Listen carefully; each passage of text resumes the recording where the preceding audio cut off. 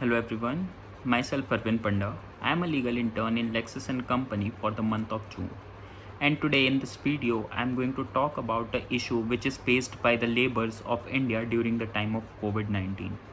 So as we all know, COVID-19 has left a deep impression among us.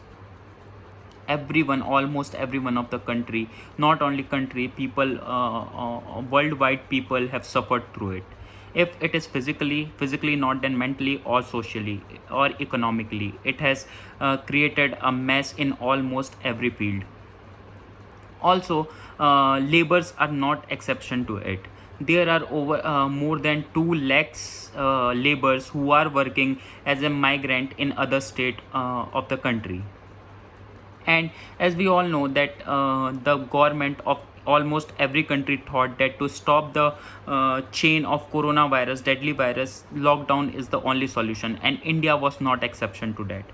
From 25th March 2020, India made a decision to for lockdown to stop the chain, and within a notice of 4 hours, and the workers working out of the state, out of their state from where they belong, faced a serious problem, as they did not get enough time to move to their house, which is in other state. So now let us see what are the problems that were faced by these laborers. So although the government continues to issue advisories, nothing is being done to resolve the concerns of Indian laborers. Many of these issue arise from a lack of information about migrants' legal status, and as a result, a lack of government documentation. This is why so many laborers work in the unorganized sector, but due to lockdown, those working in this sector are unable to earn a living. This has had a significant effect on those who depend on regular salaries and have no saving to stock up on necessities. As we all know, a labor migrant cannot have so much saving to continue his living for months during this lockdown, when he can't earn a single day's 4 times meal. So, furthermore, the lockdown has had a major effect on asylum seekers whose cases are already pending, as well as those who have not yet registered with UNHCR. Due to the indefinite suspension of UNHCR's refugee status determination, our operations, limited administrance of fundamental administration has additionally irritated the issue logged by the evacu network during this drawn out time of emergency. So, India has not found any sure ways to expand the advantages of free COVID 19 testing or other government carried out help plans to exile. There has additionally been an accent in aggrieved behavior at home by outcast ladies, failure to get to existing emotionally supportive network. While the authority has set up new helpline to broaden help decently. Displaced person ladies are normally hesitant to move towards government specialists because of their equivocal legitimate status and dread of retaliation inside their network.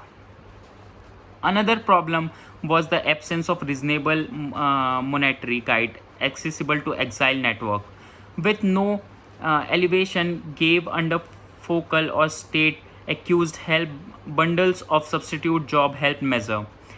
Activists are battling to make a decent living. Countless families dependent upon settlement from family member based outside India have additionally not have had option to get to monetary framework, primarily bank cash moves offices.